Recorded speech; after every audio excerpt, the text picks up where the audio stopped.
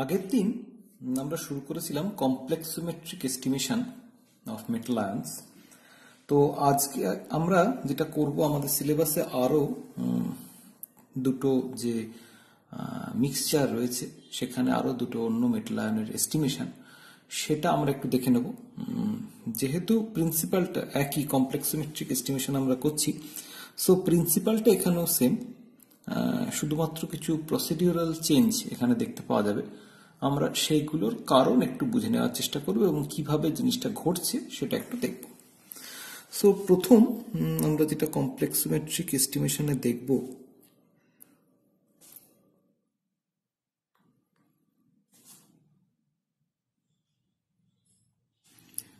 প্রথম যেটা দেখব সেটা হচ্ছে এস্টিমেশন অফ জিঙ্ক। estimation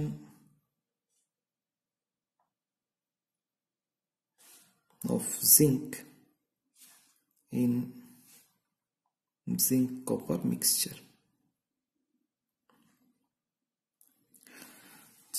এক্ষেত্রে আমরা জানি যে আগের দিনে আমরা দেখেছিলাম যে ক্যালসিয়াম ম্যাগনেসিয়ামের যখন আমরা মিক্সচার করেছিলাম এস্টিমেশন, সেখানে আমরা প্রথমে টোটাল সলিউশনটাকে এস্টিমেট করেছিলাম যে টোটাল ক্যালসিয়াম ম্যাগনেসিয়াম তার জন্য কতটা ইডিটিএ লাগছে, এবং সেখান থেকে একটা পোর্শনকে প্রেসিপিটেট আউট করে, ম্যাগনেসিয়ামকে প্রেসিপিটেট আউট করে কতটা শুধুমাত্র ক্যালসিয়ামের জন্য ইডিটিএ কতটা কনজিউম হচ্ছে, সেটা থেকে আমরা সেপারেটলি ক্যালসিয়াম এবং ম্যাগনেসিয়ামের অ্যামাউন্ট এস্টিমেট করার চেষ্টা করেছিলাম। সো এখানেও আমাদের ব্যাপারটা একই রকম ঘটবে। এখানেও আমাদের জিঙ্ককে যেহেতু শুধুমাত্র এস্টিমেট করতে হবে, তো আইদার কপারকে সলিউশন থেকে প্রেসিপিটেট আউট করে অথবা সলিউশন থেকে সরিয়ে রেখে আমাকে জিঙ্কটা এস্টিমেট করতে হবে। তো এই জন্য আচ্ছা, এক্ষেত্রে আজকে আমরা যেটা করব, আগের দিন আমরা ইন্ডিকেটর যেটা ইউজ করেছিলাম সেটা ছিল ইবিটি। আজকে আমরা যে ইন্ডিকেটরটা এই কাজে ইউজ করব সেটা হচ্ছে প্যান ইন্ডিকেটর।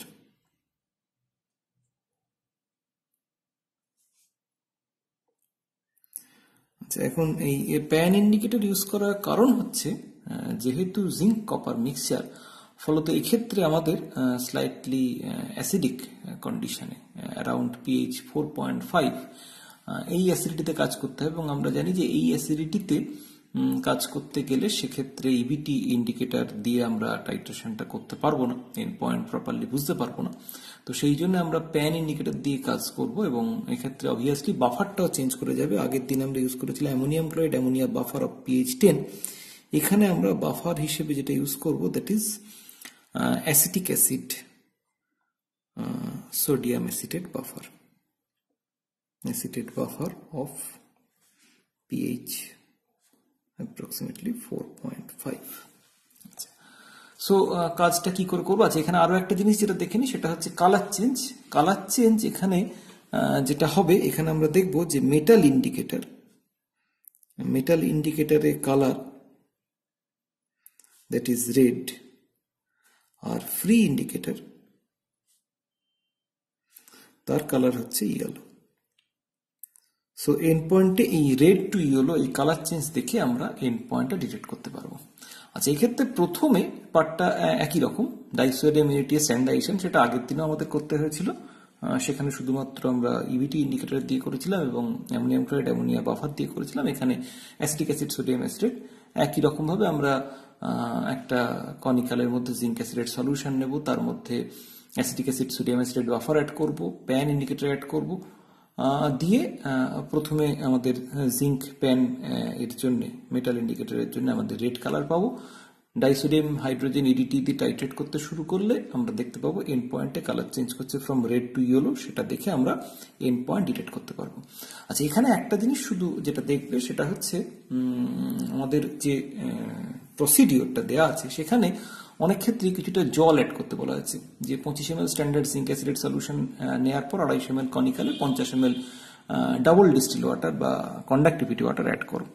আচ্ছা, এটার কারণটা কিন্তু একটু খেয়াল রাখবে, এটা কোনো পিএইচ মেনটেন বা এই জাতীয় কারণ নয়। এখানে সিম্পলি জলটা অ্যাড করা হচ্ছে ভলিউমটা কিছুটা ইনক্রিজ করার জন্য, যাতে একটা নির্দিষ্ট ভলিউম থাকলে টাইট্রেশন করতে সুবিধে হয়। খুব অল্প সলিউশন থাকলে সেটাকে নিয়ে টাইট্রেট করাটা ডিফিকাল্ট, এছাড়া জল অ্যাড করার অন্য কোনো কারণ নেই। তো এক্ষেত্রে অবভিয়াসলি যে ডায়ালুটেড উইথ 50 ml ডিস্টিল ওয়াটার এটা কিন্তু কখনোই আমাদের আমরা পিপেট আউট করবো না, এটা শুধুমাত্র আমাদের মেজারিং এ করে দিলেই হবে, কারণ দিস ইজ রাফ। কিন্তু আমরা যখন জিঙ্ক অ্যাসিড নেব তখন অবভিয়াসলি সেটা নেব হচ্ছে পিপেটে করে, সেই জন্য আমাদের পিপেট আউট করার কথাই বলা আছে জিঙ্ক অ্যাসিড সলিউশনকে স্ট্যান্ডার্ড। আচ্ছা, এবার আমাদের চলে আসি আমরা ডাইরেক্টলি যে আমাদের জিঙ্ক কপার মিক্সচারে এস্টিমেশন। সো এক্ষেত্রে আমাদের যেটা করতে হবে সেটা হচ্ছে প্রথমে কপারটাকে সামহাউ সলিউশন থেকে আমাদের সরাতে হবে। তো এই জন্য আমরা যেটা করব যে একটা নির্দিষ্ট অ্যামাউন্টের জিঙ্ক কপার সলিউশন সেটাকে একটা বিকারে নিয়ে আমরা প্রথমে তার অ্যাসিডিটি এটা প্রপার জায়গায় মেনটেন করতে হবে। সেজন্য দেখবে কিছু প্রসিডিওর দেওয়া আছে, প্রথমে স্লাইড NaOH অ্যাড করে একটা স্কাই ব্লু টার্বিডিটি যেটা ডিউ টু কপার হাইড্রোক্সাইডের জন্য সেটা অ্যাপিয়ার করার পর সেটাকে জাস্ট 6 নর্মাল সালফ্রিক অ্যাসিড দিয়ে সেটাকে ডিজলভ করতে হবে। জাস্ট ডিজলভ করে গেলে সেক্ষেত্রে আরো একটু 6 নর্মাল সালফ্রিক অ্যাসিড অ্যাড করে একটা স্পেসিফাইড অ্যামাউন্ট সেটাকে 750 ml ডাইলুট করে রিয়াকশনের অ্যাসিডিটিটা মেনটেন করতে হবে 2.2 নর্মাল। সো 0.2 নর্মাল অ্যাসিডিটি সলিউশনে মেনটেন করার পর with respect to sulphuric acid maintain করার পর আমরা এই সলিউশনটাকে স্লাইটলি হিট করব। আচ্ছা, এই হিট করার কারণটা কি এটা আমরা এক্ষুনি উল্লেখ করব না, তার কারণ এই হিট করার কারণটা আমাদের এরপরে একটু ডিটেলস আলোচনা করতে হবে যখন আমরা গ্র্যাভিমেট্রিক এস্টিমেশন দেখব, তো সেখানে আমরা এই কারণটা দেখতে পাবো। তো আপাতত আমরা এটাকে ফর টাইম বিং আপাতত এটাকে ধরে নিয়ে এগিয়ে যাই। সো হিট করার পর সেই যে সলিউশনটাকে সেই সলিউশনটার মধ্যে আমরা portion wise sodium sulphide add করব until the light blue colour disappears. আচ্ছা, এখন এই লাইট ব্লু কালারটা কেন?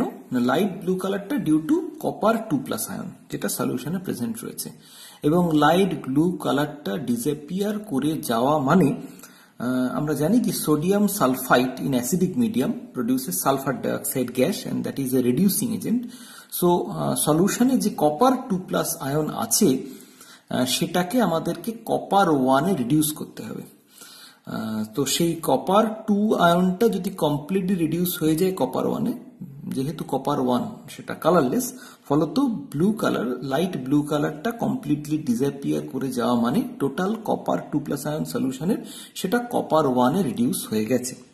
তো সেই সলিউশনটাকে, তার মানে এই সলিউশনের মধ্যে রয়েছে অ্যাকচুয়ালি সোডিয়াম সালফাইড অ্যাড করার পর জিঙ্ক 2 এবং কপার 1।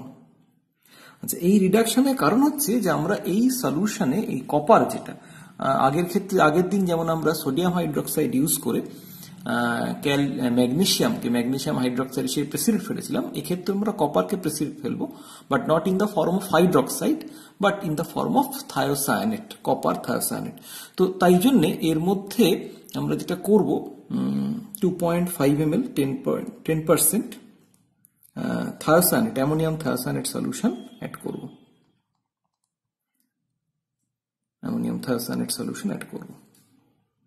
আচ্ছা, দিলে যেটা হবে জিঙ্ক 2+টা যেরকম সলিউশনে ছিল সেরকম থেকে যাবে, আর কপার থায়োসায়ানেট হিসেবে প্রেসিপিটেট করবে, and this is a milky white precipitate. আচ্ছা, এই কপার থায়োসায়ানেটটা প্রেসিপিটেট করার জন্য আমাদের রিডাকশনটা দরকার। তার কারণ আমরা জানি যে thiocyanate it is a pi acceptor ligand. So এটা মেটালকে তার লো ভ্যালেন্স স্টেটে স্টেবিলাইজ করে। সো আমরা যদি কপারকে +2 স্টেটে রেখে কাজটা করতে চাই তাহলে কিন্তু কপার 2 থায়োসায়ানেট এই কমপ্লেক্সে কিন্তু স্টেবল হবে না। সেই জন্য আমাদের প্রথমে কপারকে তার +2 থেকে +1 স্টেটে রিডিউস করতে হবে, তারপরে আমরা থায়োসায়ানেট দিয়ে সেটাকে কপার কিউপ্রাস থায়োসায়ানেট হিসেবে প্রেসিপিটেট ফেলতে পারবো কমপ্লিটলি। আর যদি দেখতে পাওয়া যায় এই প্রেসিপিটেশনের সময় যে সামান্য কিছুটা ব্রাউন কালার থেকে গেছে, তাহলে it may be due to cuprous oxide.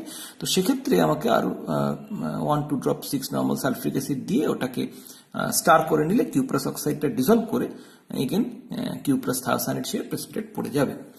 আচ্ছা, তারপরে এটা প্রেসিপিটেশনটা কমপ্লিট হয়ে যাওয়ার পর আমরা এটাকে কিছুক্ষণ ডাইজেস্ট করবো। ডাইজেস্ট করবো মিনস হট প্লেটের উপর কিছুক্ষণ রাখলে, স্লাইট একটু হিট হলে সেটাকে বলে ডাইজেশন। এটাও আমরা পরে এর কারণটা দেখব যখন আমরা গ্রাহিমেট্রি পড়বো। তো তারপর এটা কিছুক্ষণ সেটেল ডাউন করতে দিতে হবে, যাতে কপার থায়োসায়ানেটের যে প্রেসিপিটেটটা তৈরি হলো সেটা পুরোপুরি নিচে থিতিয়ে পড়ে যায়। আচ্ছা, পড়ে যাওয়ার পর কি করে বুঝবো যে copper thiocyanate totally precipitate out হয়ে গেছে? সেক্ষেত্রে ওপরের যে ক্লিয়ার সলিউশন তার মধ্যে সামান্য অ্যামাউন্ট অ্যামোনিয়াম থায়োসায়ানেট আমরা অ্যাড করলে যদি দেখা যায় যে ওপরের ক্লিয়ার সলিউশন থেকে ফার্দার কোনো প্রেসিপিটেশন হচ্ছে না, তার মানে সেখানে কোনো আনরিয়াক্টেড কপার 1 সলিউশন নেই, তো সেক্ষেত্রে আমরা ধরে নেব যে টোটাল কপার 1টা প্রেসিপিটেট আউট হয়ে গেছে। আচ্ছা, এটা হয়ে যাওয়ার পর এই যে সলিউশনটা এবং মিক্সচারটা, এখানে কিন্তু আমাদের একটা জিনিস খেয়াল রাখতে হবে। আগের দিন আমরা কিন্তু যখন ক্যালসিয়াম ম্যাগনেসিয়াম মিক্সচার করেছিলাম সেক্ষেত্রে আমাদের কিন্তু ম্যাগনেসিয়াম হাইড্রোক্সাইডের যে প্রেসিপিটেট সেটাকে সলিউশন মিক্সচার থেকে সেপারেট আউট করতে হয়নি।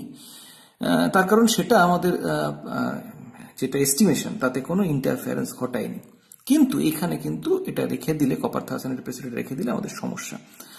একটা তো সমস্যা যেটা হবেই সেটা হচ্ছে আগের দিনের থেকে এখানে অনেক বেশি মিল্কি হোয়াইট প্রেসিপিটেট, ফলত টাইট্রেশন এন্ড পয়েন্ট বুঝতে সমস্যা হবে, সেটা তো একটা প্রবলেম আছেই। আদারওয়াইজ আরো কিছু প্রবলেম আছে, সেটা আমরা পরে আলোচনা করছি। তো সেই জন্য কপার থায়োসায়ানেটটাকে কমপ্লিটলি সেপারেট আউট করতে হবে। সেই জন্য আমরা যেটা করব যে এই মিক্সচারটাকে G4 সিন্টার্ড গ্লাস ক্রুসিবল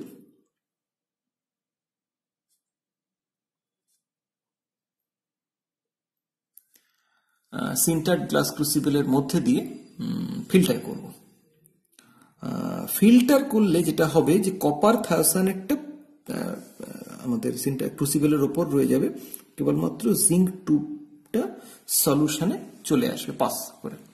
আচ্ছা, এখানে কিন্তু আমাদের একটা জিনিস খেয়াল রাখতে হবে যে কপার থায়োসায়ানেট, যেহেতু কপার 2 থায়োসায়ানেট সেটা আনস্টেবল, কপার 1 থায়োসায়ানেটটা স্টেবল, তো তার ফলে যদি আমরা এই কপার 1 থায়োসায়ানেটের যে প্রেসিপিটেটটা সেটাকে যদি আমরা সিন্টার্ড গ্লাস ক্রুসিবলের উপরে এক্সপোজ কন্ডিশন, এয়ারে এক্সপোজ কন্ডিশনে রেখে দিই, তাহলে দেয়ার ইজ এ চান্স যে কপার 1 এগেন রিঅক্সিডাইজ টু কপার 2। ফলত যদি সেরকম হয় তাহলে সঙ্গে সঙ্গে কপার থায়োসায়ানেট কমপ্লেক্সটা ভেঙে যাবে, কপার 2 থায়োসায়ানেট কমপ্লেক্সটা, এবং তার ফলে কপার 2 প্লাস সলিউশনে পাস করে চলে আসবে।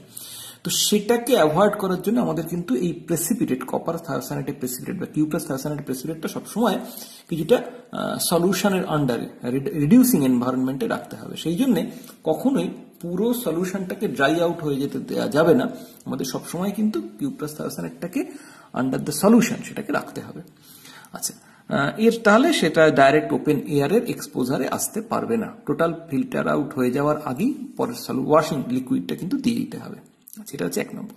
দ্বিতীয় হচ্ছে যে এই কপার থায়োসায়ানেটের যে প্রেসিপিটেটটা তার গায়েও কিছুটা জিঙ্ক 2 প্লাস আয়ন অ্যাডজর্ব করে থাকতে পারে, তো সেই জন্য সেটাকে কিন্তু বারে বারে আমাদের ওয়াশ করে টোটাল জিঙ্ক 2 প্লাস আয়নটাকে কিন্তু আমাদের সলিউশনে নিয়ে আসতে হবে। সেই জন্য আমরা যেটা করব যে একটা ওয়াশ লিকুইড প্রিপেয়ার করব উইথ 0.1% সোডিয়াম সালফাইড এবং 0.1% অ্যামোনিয়াম থায়োসায়ানেট। 0.1% সোডিয়াম সালফাইডটা আমাদের দিচ্ছি, যে তার মানে এটাকে ওয়াশ করছি। Wash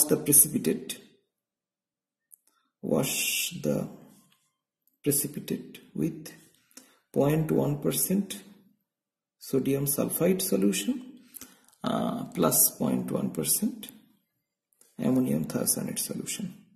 এখানে আমরা সোডিয়াম সালফাইডটা দিচ্ছি to maintain the reducing environment, যাতে কোনো কপার 2 অক্সিডাইজ, কপার 1 কপার 2 তে অক্সিডাইজ না হতে পারে।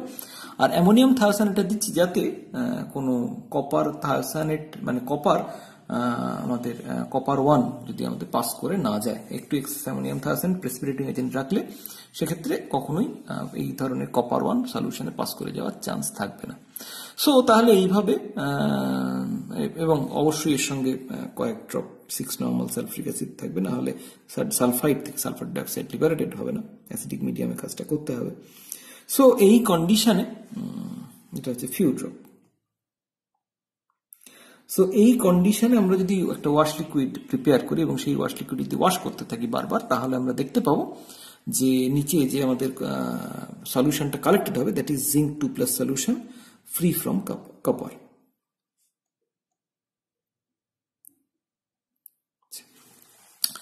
এখন এবার আমরা এই যে বিকারে এই টোটাল সলিউশনটা কালেক্ট করলাম, সেটার মধ্যে আমাদের যেটা রয়েছে যে কিছুটা সালফার ডাইঅক্সাইড কিন্তু ডিজলভ কন্ডিশনে থেকে যাবে, কিন্তু এইটা আমাদের কমপ্লিটলি রিমুভ করতে হবে। রিমুভ করার কারণটা হচ্ছে যে যদি আমরা এই সালফার ডাইঅক্সাইড যেটা ডিজলভ কন্ডিশন রয়েছে সেটা যদি রিমুভ না করি, তাহলে এটা কিন্তু আমাদের যে ইন্ডিকেটরের কালার লাস্টে যে আমরা প্যান দিয়ে যখন টাইট্রেট করব তার কালারটা কিন্তু ব্লিচ করে দেবে, ফলত আমরা এন্ড পয়েন্ট বুঝতে পারবো না। সেই জন্য যেটা আমাদের করতে হবে যে এটাকে আমাদের হিট করে টোটাল সালফার ডাইঅক্সাইডকে ব্লো আপ করতে হবে। Heat to remove sulphur dioxide, তাহলে সেক্ষেত্রে আমরা একটা জিঙ্ক 2+ সলিউশন পাবো।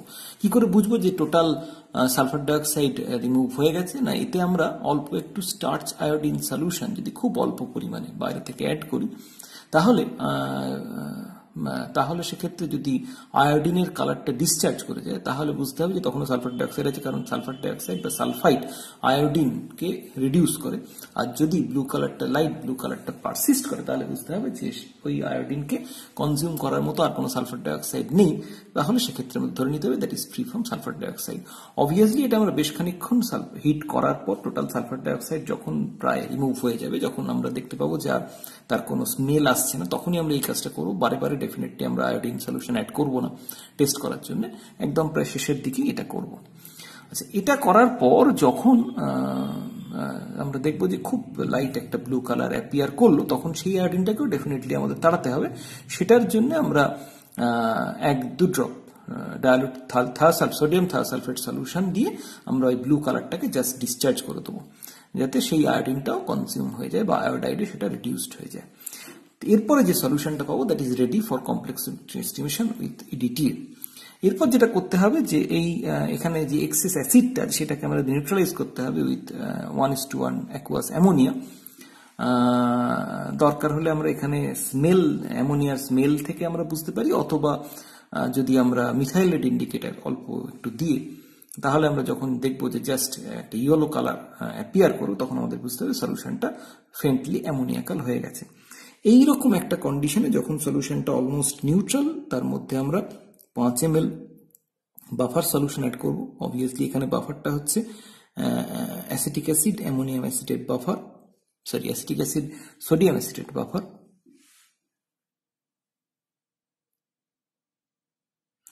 Acetic acid sodium acetate buffer solution আমরা অ্যাড করব। অ্যাড করার পর আমরা তার মধ্যে আমরা যেটা দেখব যে এই কন্ডিশনে আমরা তার মধ্যে 2-3 ড্রপ প্যান ইন্ডিকেটর অ্যাড করব।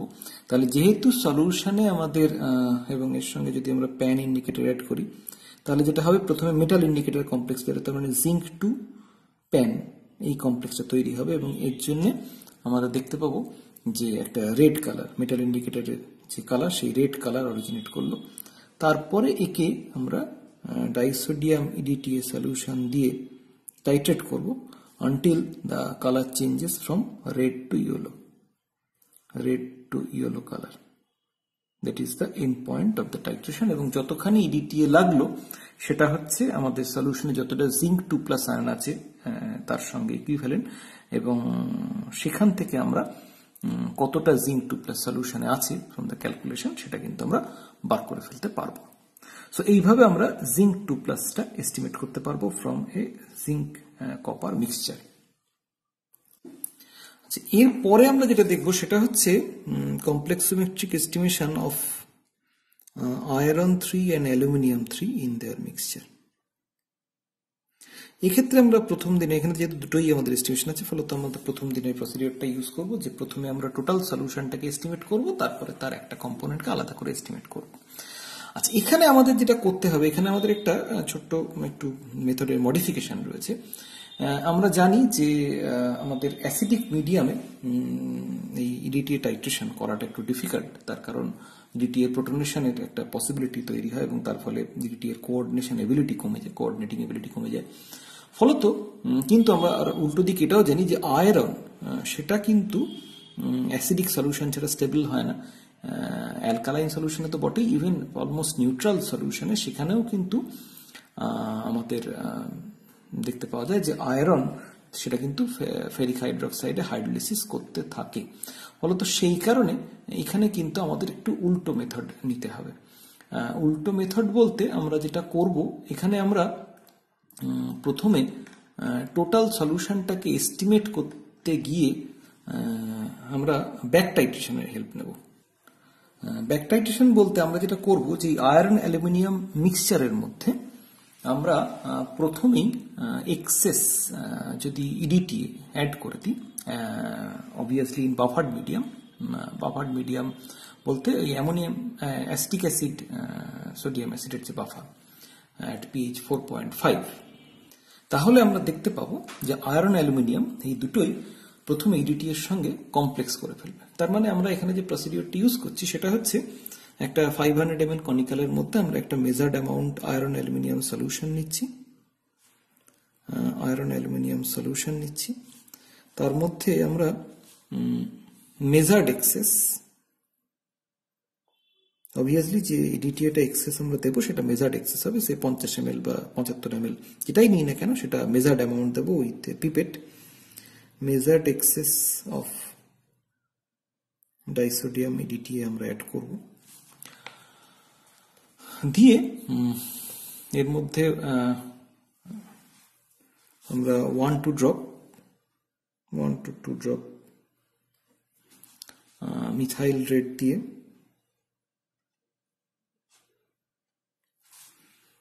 ইন্ডিকেটর দিয়ে আমরা এটাকে নিউট্রালাইজ করব। Neutralise with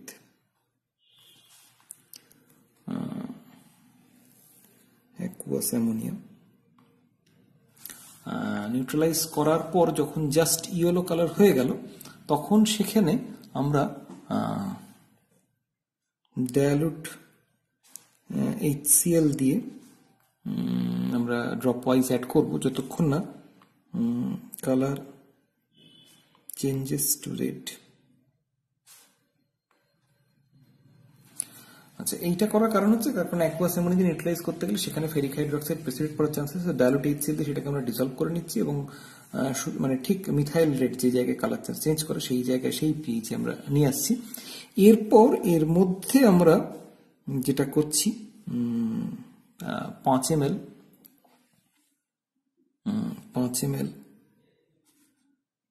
acetic acid sodium acetate buffer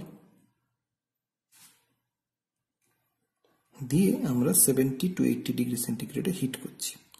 করলে যেটা হবে যে এই অ্যাসিডিক বাফার, এই অ্যাসিটিক অ্যাসিড সোডিয়াম অ্যাসিটেট যে অ্যাসিডিক বাফার মানে পিএইচ 4.5, এই কন্ডিশনে এক্সেস ইডিটি এর সঙ্গে আয়রন এবং অ্যালুমিনিয়াম রিঅ্যাক্ট করে আয়রন ইডিটিএ কমপ্লেক্স এবং অ্যালুমিনিয়াম ইডিটিএ কমপ্লেক্স তৈরি করবে।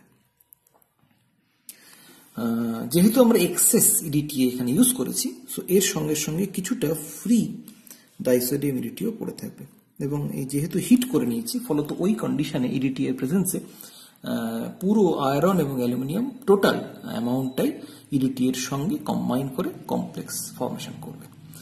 সো এবার যদি আমরা এই সলিউশনের মধ্যে যে আমরা অলরেডি প্যান ইন্ডিকেটর, অবভিয়াসলি এখানে প্যান ইন্ডিকেটর আমরা দিচ্ছি, প্যান ইন্ডিকেটর দিলে আমাদের কালার হবে ইয়েলো, যেহেতু এখানে কোনো রকম এক্সেস মেটাল আর নেই কারণ আয়রন ইডিটি এর সঙ্গে কম্বাইন করে গেছে, অ্যালুমিনিয়াম ইডিটি এর সঙ্গে কম্বাইন করে গেছে। সো ফ্রি ইন্ডিকেটরের কালার আমরা এখানে দেখতে পাবো ফ্রি ইন্ডিকেটর। সো এখানে আমরা ইয়েলো কালার দেখতে পাবো। এবার যদি এই যে এক্সেস ইডিটি এটা রয়েছে এটাকে যদি আমরা স্ট্যান্ডার্ড কপার সালফেট দিয়ে টাইট্রেট করে নিই, তাহলে সেক্ষেত্রে এখানে আমরা অবভিয়াসলি জিঙ্ক দিয়েও করতে পারি, তাতেও কোনো প্রবলেম নেই। এখানে আমরা কপার সালফেট দিয়েও যে প্রাইমারি স্ট্যান্ডার্ড হিসেবে ইউজ করতে পারি, তাহলে সেক্ষেত্রে কপার সালফেট দিয়ে স্ট্যান্ডার্ডাইজেশনটাও করতে হবে। আচ্ছা, এখানে কালার চেঞ্জটা হবে bright green to intense violet.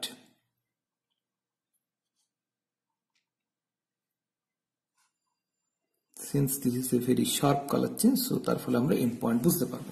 তার মানে এখানে অ্যাকচুয়ালি কপার সালফেটের সঙ্গে যে রিয়াকশনটা হবে সেটা হচ্ছে, তার মানে যেটুকুনি ডাইসোরিমিডিটি ফ্রি কন্ডিশনে ছিল, এক্সেস যেটা ছিল, তাহলে আমি টোটাল কতখানি ইডিটিএ প্রথমে অ্যাড করেছিলাম তার অ্যামাউন্টটা জানি। লাস্টে কপার সালফেট কতখানি আমার লাগলো সেখান থেকে আমি পেয়ে যাব যে কতটা ইডিটিএ ডাইসোডিয়াম ইডিটিএ আমার পড়েছিল। সো তাহলে দুটো যদি আমি ডিফারেন্স করি তাহলে আমি পাবো যে কতটা ইডিটিএ আমার আয়রন এবং অ্যালুমিনিয়ামের সঙ্গে কম্বাইন করেছিল। সো তার ফলে টোটাল আয়রন অ্যালুমিনিয়ামের অ্যামাউন্টটা আমি এভাবে পেয়ে যেতে পারবো। আচ্ছা, এটার পর আমাকে যেটা করতে হবে যে এখান থেকে একটাকে আলাদা করে বার করতে হবে, তবে আমি দুটো আলাদা আলাদা ভাবে অ্যামাউন্ট পেতে পারি। এরপরে আমরা যেটা করব এই সলিউশনটার মধ্যেই, তার মানে এই সলিউশনটা অ্যাকচুয়ালি রয়েছে আয়রন ইডিটিএ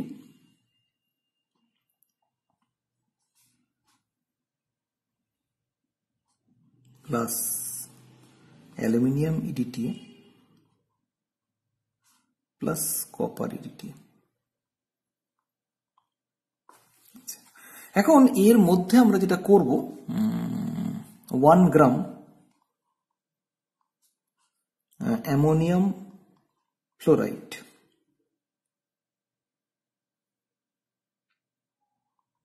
অ্যাড করব। আচ্ছা, মাইন্ড ইট, এখানে কিন্তু বাইফ্লোরাইডস অ্যাড করা যাবে না, এখানে অ্যামোনিয়াম ফ্লোরাইডই আমাদের অ্যাড করতে হবে। আচ্ছা, দিয়ে আমরা এটাকে বয়েল করব ফর 4 to 5 minutes।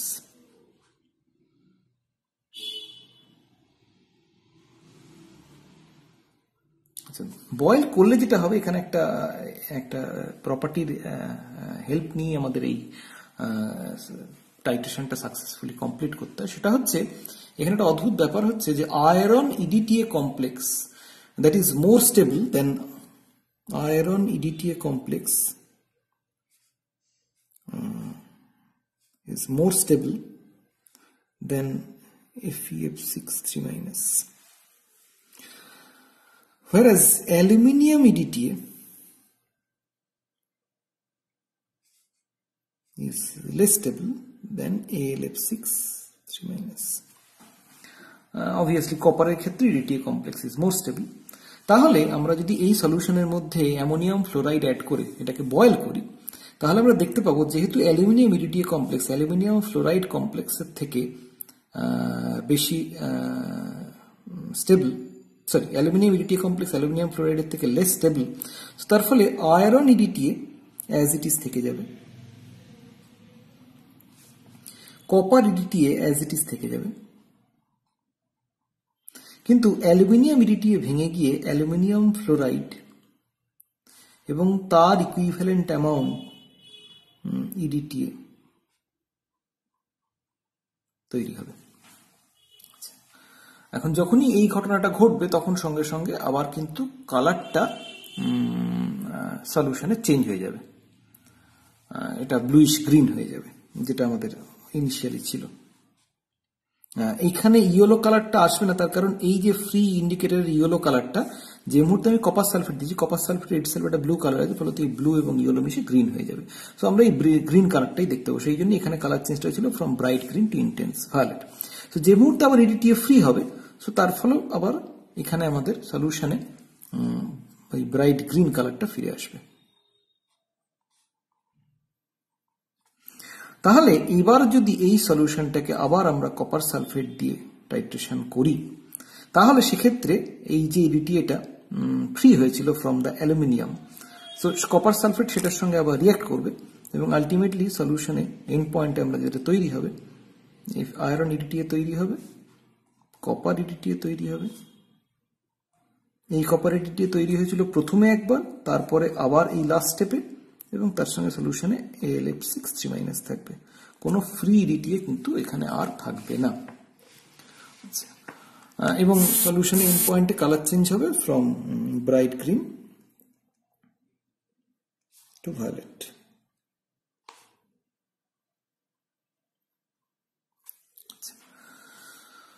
সো তাহলে এখানে আমাদের এই সেকেন্ড স্টেজে যেটুকুনি কপার সালফেট লাগলো, তাহলে তার করসপন্ডিং যে ইডিটি এর অ্যামাউন্টটা সেটা কিন্তু জেনারেট করেছে কেবলমাত্র অ্যালুমিনিয়াম ইডিটি কমপ্লেক্সে ভেঙে যাওয়ার কারণে। তার মানে ওইটুকুন ইডিটি কমপ্লেক্স করেছিল অ্যালুমিনিয়াম 3+ যতটা আছে তার সঙ্গে। তাহলে ওই থেকে আমরা কতটা অ্যালুমিনিয়াম আমাদের সলিউশনে ছিল বা তার ইকুইভ্যালেন্ট কতটা ইডিটি সেটা আমরা পেয়ে যাব। প্রথম টাইট্রেশন থেকে আমরা পেয়েছি যে সলিউশনে টোটাল কতটা আয়রন ও অ্যালুমিনিয়ামের জন্য ইডিটিএ লাগবে সেটা। সেকেন্ড স্টেজে এই লাস্ট স্টেজের যে টাইট্রেশন সেখান থেকে আমরা পাবো শুধু অ্যালুমিনিয়ামের সঙ্গে কতটা ইডিটিএ কম্বাইন করেছিল। সো এই দুটো ডিফারেন্স থেকে আমরা যেটা পেয়ে যাবো যে শুধুমাত্র আয়রনের সঙ্গে কতটা ইডিটিএ কনজিউম রিয়াকশন করেছিল, তাহলে সেই ইডিটি এর পরিমাণ আয়রনের সঙ্গে কতটা ইডিটিএ রিয়াক্ট করেছে এবং অ্যালুমিনিয়ামের সঙ্গে কতটা ইডিটিএ রিয়াক্ট করেছে, এই দুটো থেকে ইন্ডিভিজুয়ালি আমরা যদি ক্যালকুলেশন করি তাহলে আমরা পেয়ে যাব যে ওই সলিউশনের মধ্যে আয়রন কতটা ছিল এবং অ্যালুমিনিয়াম কতটা ছিল। তো এইভাবে আমাদের এই মিক্সচারের মধ্যে আয়রন এবং অ্যালুমিনিয়ামের অ্যামাউন্টটা আমরা ডিটারমাইন করতে পারবো। এর সঙ্গে সঙ্গে আরেকটা আমাদের সিলেবাস যেটা রয়েছে that is hardness of water.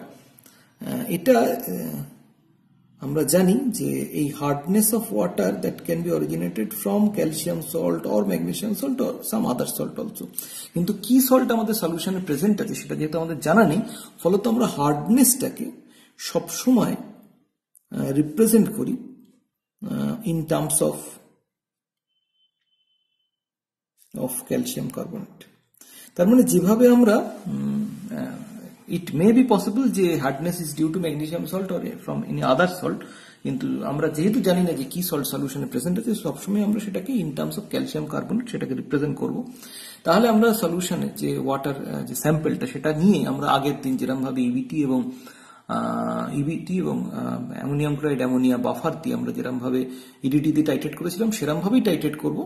সেখানে আমরা ধরে নেব যে 1000 ml 1 molar EDTA is equivalent to 100 gram of calcium carbonate. এবার যতটা ইডিটি আমাদের লেগেছে তার ইকুইভ্যালেন্ট কতটা ক্যালসিয়াম কার্বনেট। সো টোটাল হার্ডনেসটা কি আমরা সবসময় in terms of calcium carbonate represent করব। সো এটাই একমাত্র ডিফারেন্স, আদারওয়াইজ বাকি সবটাই আমাদের ক্যালসিয়াম ম্যাগনেসিয়াম বা শুধুমাত্র ম্যাগনেসিয়ামের যে এস্টিমেশন তার সঙ্গে একই রকম, আদারওয়াইজ আর কোনো পার্থক্য আমাদের নেই। সো আমাদের সিলেবাসে কমপ্লেক্সোমেট্রিক এস্টিমেশন রয়েছে এইটুকুনি। আচ্ছা, এর পরে আমরা যেটা চলে যাব সেটা হচ্ছে অন্য আরো যে দুটো এস্টিমেশন আমাদের রয়েছে সেই দুটোয়, দ্যাট মিনস আমাদের ক্রোমাটোগ্রাফিক এস্টিমেশন এবং গ্রাহিমেট্রিক এস্টিমেশন। আচ্ছা, প্রথমে আমরা যে মেথডটা দেখব সেটা হচ্ছে গ্রাহিমেট্রিক estimation.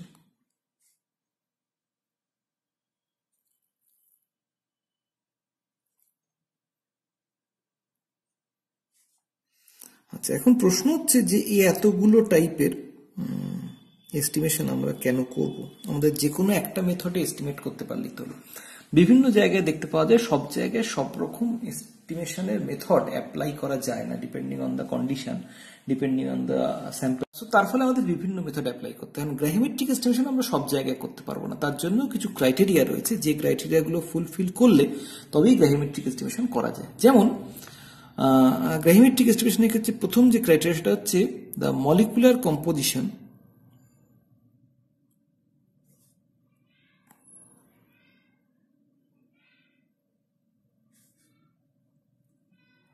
of the precipitate should be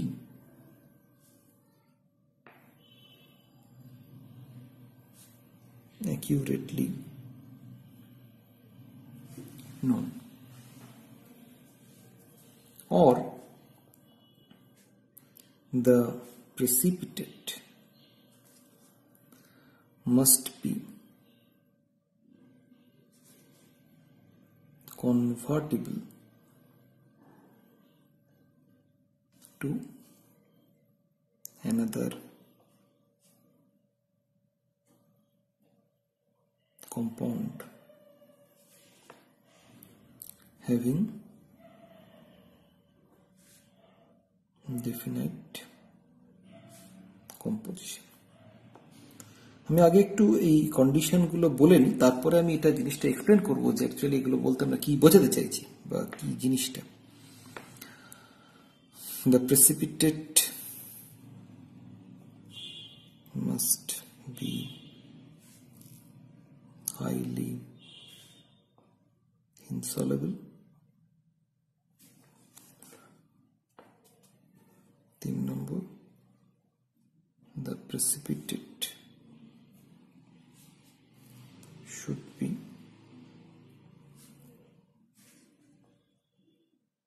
such that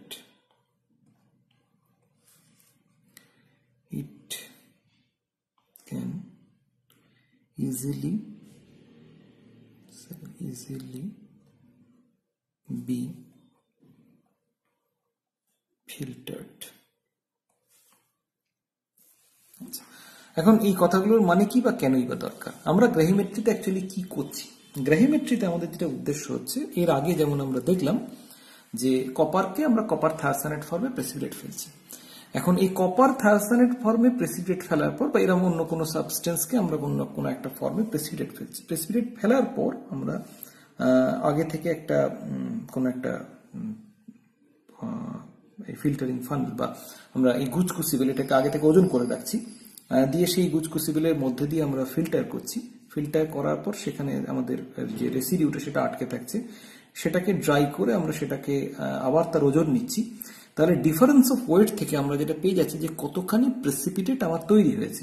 তাহলে কতখানি প্রেসিপিটেট আমার তৈরি হয়েছে আমার যদি সেটা আমি পেয়ে যাই এবং সেই প্রেসিপিটেটের ফর্মুলা কি সেটা যদি আমার জানা থাকে, তাহলে সেখান থেকে আমি পেয়ে যাব যে কতটা মেটাল আয়ন অরিজিনালি আমার সলিউশনে প্রেজেন্ট ছিল। এখন এইটা করতে গিয়ে এই ধরনের প্রবলেমগুলো আমাদের ফেস করতে হয়। যেমন ধরা যাক আমরা ফেরিক সলিউশন থেকে ফেরিককে প্রেসিপিটেট করছি, তাহলে সেক্ষেত্রে ফেরিককে যদি আমাকে গ্রাভিমেট্রিক্যালি এস্টিমেট করতে হয়, তাহলে যেটা সমস্যা হচ্ছে যে বা অ্যালুমিনিয়ামকে ধরা যাক আমরা প্রেসিপিটেট করছি in the form of aluminium hydroxide. এবার আমরা জানি যে এই যখন ফেরিক হাইড্রোক্সাইড ফেরিকের সলিউশন আমরা যখন হাইড্রোক্সিল আয়ন অ্যাড করি বা কোনো বেস অ্যাড করি, তখন যে ফেরিক হাইড্রোক্সাইড তৈরি হয় তার কম্পোজিশন কিন্তু নট FeOH থ্রাইস, বাট আমরা জানি একটা তার কমপ্লেক্স কম্পোজিশন FeOH হলেন, মানে এখানে বিভিন্ন কম্পোজিশনের হাইড্রোক্সাইড আমাদের প্রেসিপিটেট তৈরি হয়। এখন তাহলে আমরা সেক্ষেত্রে এই ধরনের কোনো প্রেসিপিটেট যদি আমাদের তৈরি হয়, তাহলে যেটা সমস্যা হচ্ছে যে আমরা ডিফারেন্স অফ ওয়েট থেকে কতটা প্রেসিপিটেট পেয়ে গেছি সেটা আমরা জানি, কিন্তু যে প্রেসিপিটেটটা তৈরি হয়েছে তার মলিকুলার ফর্মুলা যদি আমাদের জানা না থাকে, তাহলে আমরা কখনো এটা বলতে পারবো না যে সে ধরা যাক এটার মলিকুলার ওয়েট হচ্ছে সে এক্স, তাহলে এক্স গ্রাম ফেরিক হাইড্রোক্সাইডের মধ্যে ওয়াই গ্রাম ফেরিক আছে, তাহলে যত গ্রাম প্রেসিপিটেট আমার তৈরি হয়েছে তার মধ্যে আমার কতটা আয়রন আছে সেটা আমি পেয়ে যাব। কিন্তু এটা তখনই করা সম্ভব যখন এখানে একটা ফিক্সড কম্পোজিশনের প্রেসিপিটেট তৈরি হয়েছে। যদি এটা ভ্যারিয়েবল কম্পোজিশন হয় তাহলে তার কোনো ফিক্স মলিকুলার ওয়েট আমরা পাবো না, তার কারণ কি কন্ডিশনে প্রেসিপিটেট হয়েছে তার উপর ডিপেন্ড করবে এই কম্পোজিশনটা কি হবে। তো তার ফলে সেখান থেকে এই ধরনের লিনিয়ার রিলেশন থেকে আমরা কিন্তু কতটা ফেরিক আছে সেটা বার করতে পারবো না। সো তাহলে এরকম কোনো প্রেসিপিটেট ফর্ম করলে চলবে না যার মলিকুলার কম্পোজিশন আমাদের অ্যাকিউরেটলি জানা নেই, বা কোনো কোনো ক্ষেত্রে এরকম হয় যে এমন কোনো প্রেসিপিটেট পড়লো যার মলিকুলার কম্পোজিশন আমাদের অ্যাকিউরেটলি জানা নেই, কিন্তু সেটাকে হিট করলে সেটা অন্য কোনো একটা কম্পাউন্ডে সে ধরা যাক অক্সাইডে কনভার্ট হচ্ছে, যেটা আমাদের যার কম্পোজিশন আমাদের অ্যাকিউরেটলি সেটা হলেও চলবে। তাহলে আমাদের আইদার এমন একটা প্রেসিপিটেট পেতে হবে যার কম্পোজিশন আইদার অ্যাকিউরেটলি নোন, অথবা সেটাকে এমন কোনো কম্পাউন্ডে কনভার্ট করা যায় যার কম্পোজিশন আমাদের অ্যাকিউরেটলি নোন। তাহলে এরকম যদি কোনো প্রেসিপিটেট ফর্ম না হয় তাহলে তাকে আমরা কিন্তু গ্রাহিমেট্রিক মেথডে এস্টিমেট করতে পারবো না। 2 নম্বর হচ্ছে প্রেসিপিটেট অনেকেরই পড়ে, অনেক সাবস্টেন্সকেই অন্য রিয়েজেন্ট দিয়ে ট্রিট করলে একটা প্রেসিপিটেট পড়ে, কিন্তু সেই প্রেসিপিটেটের যদি সলিউবিলিটি খুব বেশি হয় তাহলে আমরা দেখতে পাবো যে কিছুটা যেমন প্রেসিপিটেট পড়লো তেমনি একটা বড় অংশ মেটাল আয়ন সলিউশনে ডিজলভ কন্ডিশনে থেকে গেল। তো সেরকম যদি হয় পুরো মেটাল আয়ন মানে at least more than 99% metal ion যদি প্রেসিপিটেটেড আউট না হয়, তাহলে সেক্ষেত্রে আমরা এস্টিমেশনের যে ভ্যালুটা পাবো সেটা তাহলে ভুল হবে। সো সেই জন্য আমাদের গ্রাহিমেট্রিক মেথডে সাকসেসফুলি কোনো একটা মেটাল আয়নকে এস্টিমেট করতে গেলে যে প্রেসিপিটেটটা তৈরি হবে that must be highly insoluble. আর 3 নম্বর হচ্ছে যে আমাদের অনেক সময় দেখতে পাওয়া যায় যে একটা প্রেসিপিটেট তৈরি হলো, যেমন ধরা যাক অ্যালুমিনিয়াম হাইড্রোক্সাইডের প্রেসিপিটেট আমরা জানি যে অ্যালকালি দিলে অ্যালুমিনিয়াম হাইড্রোক্সাইডের প্রেসিপিটেট তৈরি হয়, কিন্তু তার নেচারটা হচ্ছে জিলাটিনাস নেচারের, ফলত আমরা যখনই সেটাকে কোনো ফিল্টার পেপারের মাধ্যমে ফিল্টার করতে যাই তখন সেখানে ফিল্টার পেপারের যে পোরগুলো সেগুলো ব্লক হয়ে গিয়ে ফিল্ট্রেশনটা হতে চায় না। ফলত দেখতে পাওয়া যায় যে তাদের ক্ষেত্রে filtration process is not very efficient. তাহলে যে প্রেসিপিটেটটা আমাদের তৈরি হয়েছে সেটাকে যদি আমরা ইজিলি ফিল্টার করতে না পারি তাহলে কিন্তু আমাদের এই প্রসেসটা কার্যকারিতা থাকবে না। সেই জন্য যে প্রেসিপিটেটটা তৈরি হবে that should be easily filterable. So এই তিনটে কন্ডিশন যদি মেনটেন্ড হয় তাহলে আমরা কোনো একটা সাবস্টেন্সের গ্র্যাভিমেট্রিক এস্টিমেশন করতে পারবো। 2 নম্বর যেটা এখানে ব্যাপার সেটা হচ্ছে যে কোন কন্ডিশনে প্রেসিপিটেট তো ফেলবো কিন্তু কোন কন্ডিশনে প্রেসিপিটেশন করব না। এখানে আমরা দেখতে পাই যে অ্যাকর্ডিং টু সুলস হার্ডিস রুল আমরা যেটা দেখতে পাই যে প্রেসিপিটেশন যত স্লো হবে তত প্রেসিপিটেটের পার্টিকেল সাইজ তত বড় হবে। এখন যত বড় সাইজের পার্টিকেল তৈরি হবে বা প্রেসিপিটেট ফর্ম হবে তত তার ফিল্ট্রেশন ইজিয়ার হবে। যত ছোট সাইজের প্রেসিপিটেট তৈরি হবে তত সেক্ষেত্রে আমাদের সেই প্রেসিপিটেটকে ফিল্টার করা তত ডিফিকাল্ট হবে। সো আমাদের সেই জন্য উদ্দেশ্য হচ্ছে যে যত বড় সাইজের প্রেসিপিটেটের দানা আমাদের তৈরি হয় তাহলে তাকে ফিল্টার করাটা ইজিয়ার হবে। এখন ভেলোসিটি অফ প্রেসিপিটেশন সেটা আবার আমাদের ভন উইম্যান ইকুয়েশন অনুযায়ী আমরা দেখতে পাই যে rate of precipitation is directly proportional, or velocity of precipitation, that is directly proportional velocity of precipitation সেটা আমাদের directly proportional to q minus s by s, যেখানে s হচ্ছে solubility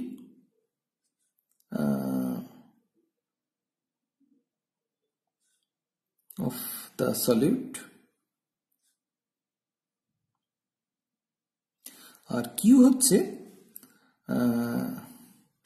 the actual amount of solute present।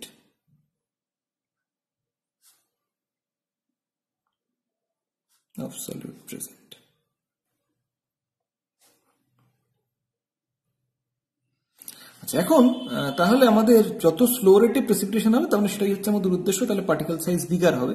এখন slow rate যদি আমাদের করতে হয় তাহলে স্লো করতে গেলে আইদার কিউ কে কমাতে হবে অথবা এস কে বাড়াতে হবে। তাহলে কিউ কমানো মানে তার মানে আমাদের সলিউট কনসেন্ট্রেশন কমাতে হবে,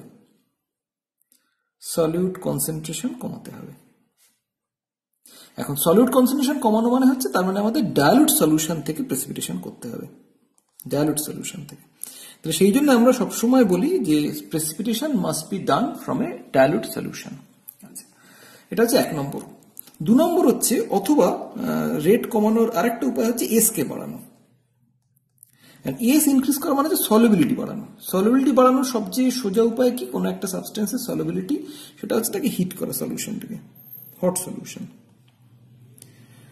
সেই জন্য আমরা দেখি যখন আমরা একটা গ্র্যাভিমেট্রিক এস্টিমেশন করতে যাই তখন সেখানে হট সলিউশন থেকে প্রেসিপিটেট করি, এবং এই কারণেই আমরা খেয়াল করে দেখো কপারকে যখন থায়োসায়ানাইড দিয়ে প্রেসিপিটেট করেছি তখন প্রেসিপিটেশন রেট স্লো করার জন্য যাতে বড় বড় দানাদার প্রেসিপিটেট বা ক্রিস্টালাইন প্রেসিপিটেট হয় সেই জন্য আমরা সলিউশনটাকে প্রথমে কিছুটা গরম করে নিয়েছিলাম। তো সেই হট কন্ডিশনের মধ্যে আমরা কিন্তু সলিউট যেটা প্রেসিপিটেটিং এজেন্ট সেটা কিন্তু অ্যাড করেছিলাম অ্যামোনিয়াম থায়োসায়ানাইডটা, যাতে প্রেসিপিটেশনটা স্লো রেটে হয়।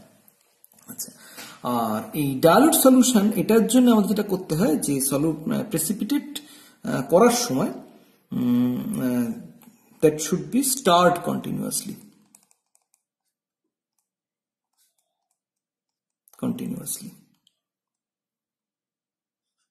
একটু খেয়াল করে দেখো, এর আগে আমাদের আগের সেমিস্টারে আমাদের ফেরিক এর এস্টিমেশন ছিল, সেখানে আমরা একটি অ্যাটলিস্ট এক্সপেরিমেন্টে যেমন আয়রন কপার মিক্সচার, সেখানে আমরা আয়রনকে ফেরিক হাইড্রোক্সাইড হিসেবে প্রেসিপিটেট ফেলেছিলাম। সেখানেও খেয়াল করে দেখো আমরা প্রথমে আয়রন ফেরিকের সলিউশনটাকে গরম করে নিয়েছিলাম যাতে ডাইলুট সলিউশন থেকে প্রেসিপিটেট, এবং তারপরে তাদেরকে কন্টিনিউয়াসলি স্টার করতে করতে অ্যামোনিয়া অ্যাড করেছিলাম। এটার কারণ কি না, ধরা যাক অ্যামোনিয়া আমরা যে জায়গায় অ্যাড করছি সেখানে ফেরিক হাইড্রোক্সাইড জেনারেট করছে, তাহলে সেখানে local concentration of ferric hydroxide is very high. তার মানে কনসেন্ট্রেশন বা কিউ যদি বেড়ে যায় তাহলে সেক্ষেত্রে হায়ার রেটে প্রেসিপিটেশন হবে এবং সেক্ষেত্রে স্মলার সাইজের পার্টিকেল তৈরি হবে। সেই জন্য আমাদের উদ্দেশ্য হচ্ছে যতটা স্লো রেটে করা যায়। আমরা যদি কন্টিনিউসলি সলিউশনটাকে নাড়তে থাকি, স্টার করতে থাকি, তাহলে যেটা হবে যে ফেরিক হাইড্রোক্সাইড তৈরি হওয়ার সঙ্গে সঙ্গে টোটাল সলিউশন অ্যাসিডিটি যেহেতু হাই, তখন সঙ্গে সঙ্গে ডিজলভ করে যাবে।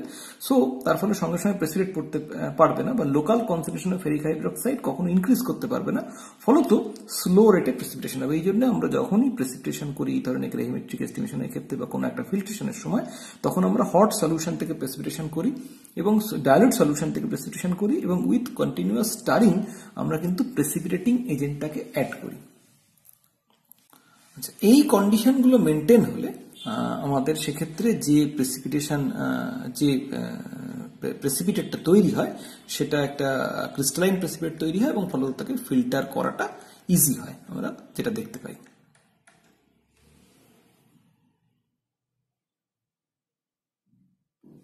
আচ্ছা, আমাদের সিলেবাসে যেটা রয়েছে, একটা রয়েছে নিকেলের এস্টিমেশন অ্যাজ নিকেল ডিএমজি, আর রয়েছে আমাদের কপার অ্যাজ কপার থায়োসানেট,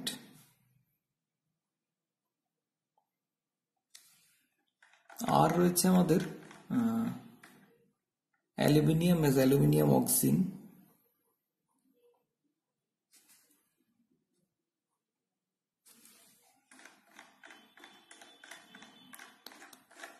আর chloride as silver chloride.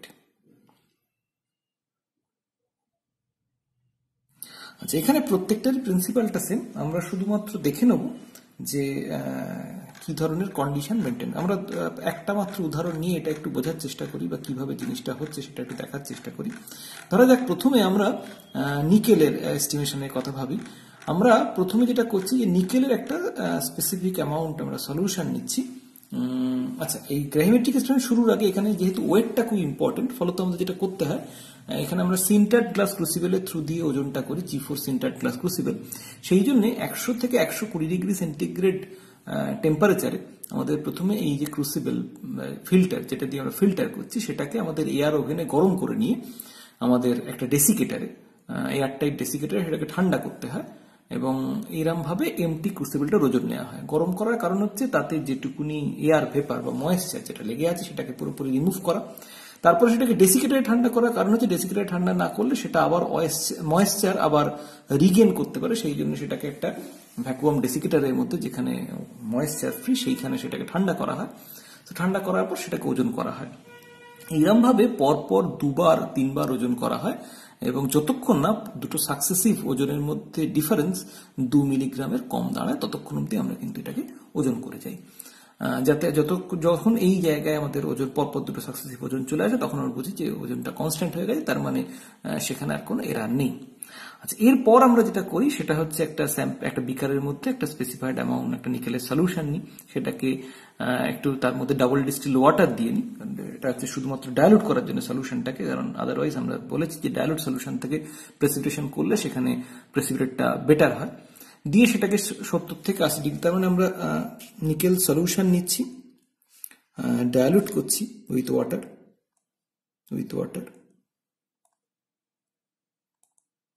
Hit করছি at 70 to 80 ডিগ্রি সেন্টিগ্রেড। এটার কারণ আমরা বলেছি হট সলিউশন থেকে প্রেসিপিটেট করা হয় আমাদের।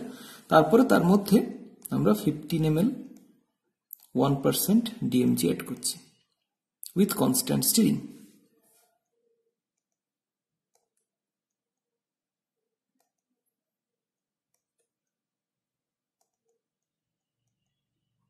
উইথ কনস্ট্যান্ট স্টিরিং আমরা ডিএমজি অ্যাড করছি। অ্যাড করার পর স্টিরিং এখানে তো এখন প্রেসিপিটেট পড়ার ইয়েটা হয়নি, এখানে আমাদের কনস্ট্যান্ট স্টিরিংটা না হলেও চলবে, আমরা ডিএমজিটা অ্যাড করে দিচ্ছি। এবার যে সলিউশনটা এলো এতে আমরা ড্রপ ওয়াইজ অ্যামোনিয়া কাল করছি। এটাকে আমরা নিউট্রালাইজ করছি, with dilute ammonia dropwise with constant stirring.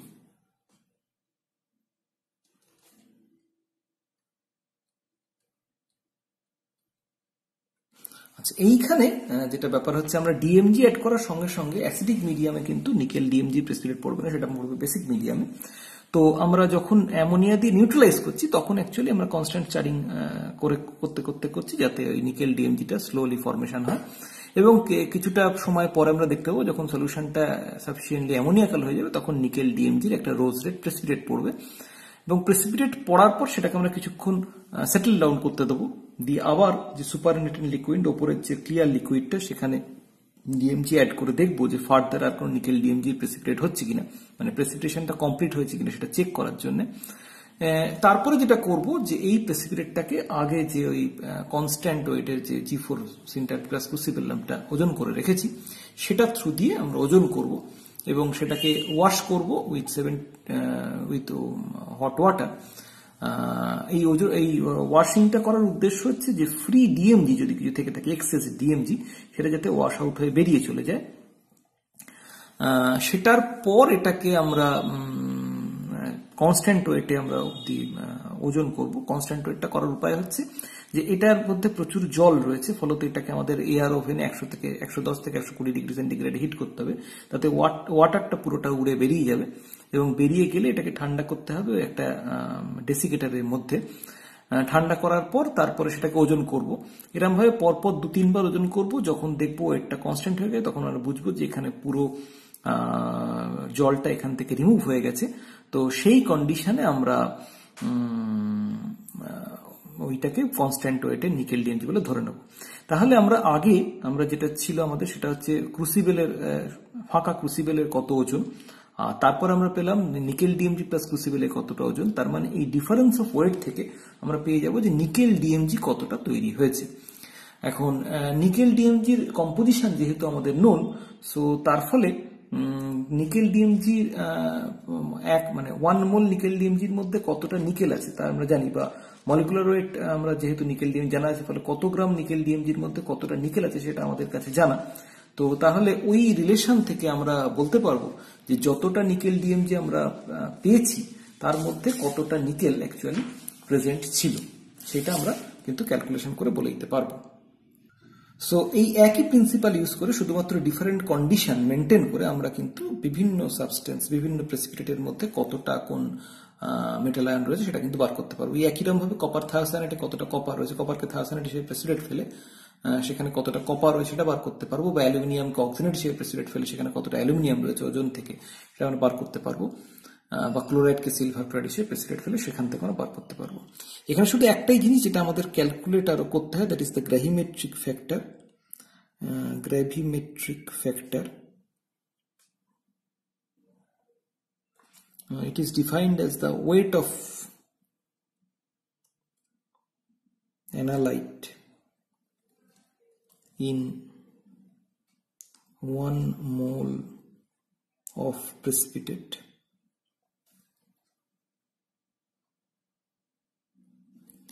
by molecular weight of the precipitate। তার মানে এখানে ধরা যাক আমাদের যে নিকেল ডিএমজি এর ক্ষেত্রে যদি আমরা গ্রাভিমেট্রিক ফ্যাক্টর ক্যালকুলেট করতে হয়, তাহলে আমরা অ্যাটমিক ওয়েট অফ, যেহেতু 1 মোল নিকেল ডিএমজিতে 1 মোলই নিকেল আছে, তাহলে অ্যাটমিক ওয়েট অফ নিকেল সেটা কত, আর by molecular weight of nickel DMG. So this is the gravimetric factor of nickel DMG. So এইভাবে আমাদের গ্রাভিমেট্রিক ফ্যাক্টর অনেক সময় ক্যালকুলেট করতে হয়, তো সেইটা আমাদের কিন্তু জানতে হবে। আচ্ছা, এরপরে আমরা যেটা দেখব that is the chromatographic separation. আচ্ছা, ক্রোমাটোগ্রাফিক সেপারেশনের সঙ্গে বা ক্রোমাটোগ্রাফিক এস্টিমেশনে সঙ্গে আগের দুটো টেকনিকের মেইন যেখানে ডিফারেন্স, আগের দুটো টেকনিক কিন্তু আমরা কোয়ান্টিটেটিভ এস্টিমেশনের ক্ষেত্রে ইউজ করেছিলাম, কিন্তু আমাদের এখানে যেটা রয়েছে সিলেবাসে সেটা হচ্ছে পেপার ক্রোমাটোগ্রাফি। পেপার ক্রোমাটোগ্রাফি কিন্তু কোয়ান্টিটেটিভ এস্টিমেশনের জন্য ইউজ করা যাবে না, that is only for qualitative, যে একটা মিক্সচারের মধ্যে কি কি আছে সেটা বোঝার জন্য। ক্রোমাটোগ্রাফি তো কোয়ান্টিটেটিভ এস্টিমেশন করা সম্ভব, কিন্তু সেটা নট থ্রু পেপার ক্রোমাটোগ্রাফি। তো আমাদের যেটা আছে সেটা হচ্ছে পেপার ক্রোমাটোগ্রাফি। এখন যে কোনো ক্রোমাটোগ্রাফির ক্ষেত্রে all the chromatographic methods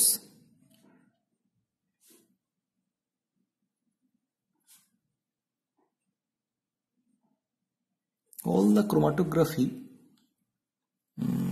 or chromatographic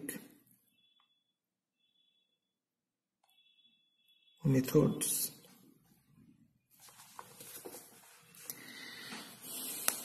involve the use of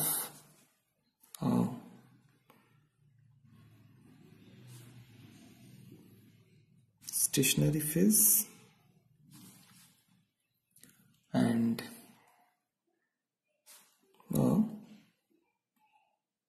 mobile phase.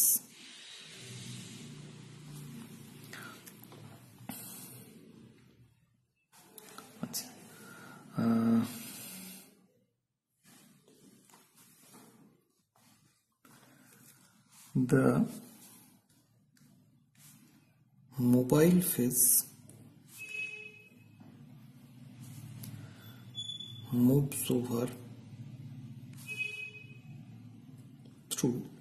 through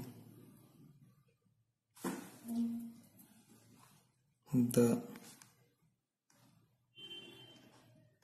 stationary phase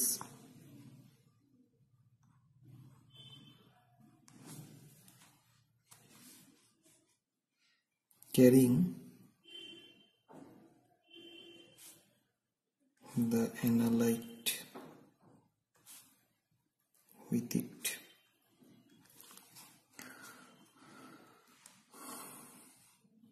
The component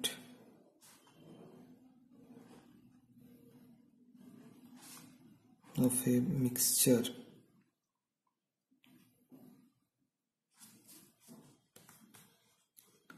are separated on the basis of the rate at which they are carried through a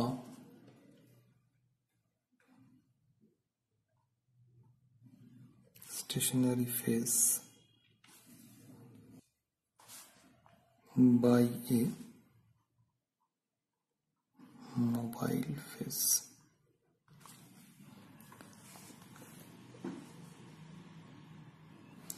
এখন আমরা যদি ধরে নিই যে there is equilibrium between the mobile phase and the solid phase, so there is equilibrium constant which is like this. এখন xs হচ্ছে concentration of the component in the stationary phase at equilibrium, R xm হচ্ছে concentration of the component in the mobile phase. এখন যাদের ক্ষেত্রে কি equilibrium ভ্যালুটা large তারা strongly bound হয়ে থাকবে স্টেশনারি ফেজে, কারণ স্টেশনারি ফেজে কনসেন্ট্রেশন বেশি থাকবে then those with the mobile phase, এবং তার ফলে যেটা দেখতে পাওয়া যাবে যে সেক্ষেত্রে যেহেতু সেটা স্টেশনারি ফেজে বেশি তার কনসেন্ট্রেশন, ফলত সেটা স্টেশনারি ফেজেই বেশি অ্যাটাচ হয়ে থাকছে, মুভ সহজে করছে না। আচ্ছা, এবার আমরা একটু সিম্পল যে প্রসেসটা সেটা আগে একটু দেখে নিই কি করা হচ্ছে, তাহলে আমরা ব্যাপারটা আলোচনাটা একটু বুঝতে পারবো। আচ্ছা, এই পেপার ক্রোমাটোগ্রাফিতে যেটা করা হয়, আমরা একটা পেপার স্ট্রিপ নিই, জেনারেলি এটা নেওয়া হয় হোয়াটম্যান যে ফিল্টার পেপার, সেই হোয়াটম্যান ফিল্টার পেপার। সো এই হোয়াটম্যান ফিল্টার পেপার একটা স্ট্রিপ নিয়ে, ধরা যাক একটা হোয়াটম্যান ফিল্টার পেপার একটা রেক্ট্যাঙ্গুলার স্ট্রিপ, সেটা নিয়ে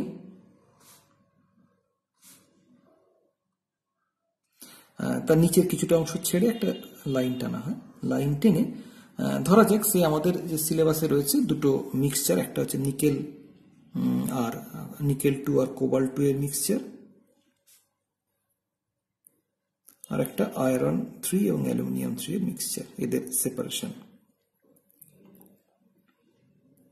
সো আমরা ধরা যাক একটা নিকেল সলিউশনের একটা স্পট, মানে নিকেল 2+ এর একটা সলিউশন ইন HCl, একটা কনসেন্ট্রেট স্পট একটা দিলাম, মানে দিলাম বলতে নিকেল ক্লোরাইডের মানে নিকেল 2+ এর একটা সলিউশন তৈরি করলাম কনসেন্ট্রেট ওয়েতে ইন HCl মিডিয়াম দিয়ে, তার এক ড্রপ নিয়ে আমরা সেটা এই লাইনের ওপর একটা ছোট্ট করে, যত ছোট হয় তত একটা ছোট্ট স্পট দিলাম, দিয়ে সেটাকে আমরা একটা ড্রায়ার দিয়ে হোক বা একটা এয়ার ওভেনে হোক সেটাকে ড্রাই করে নিলাম।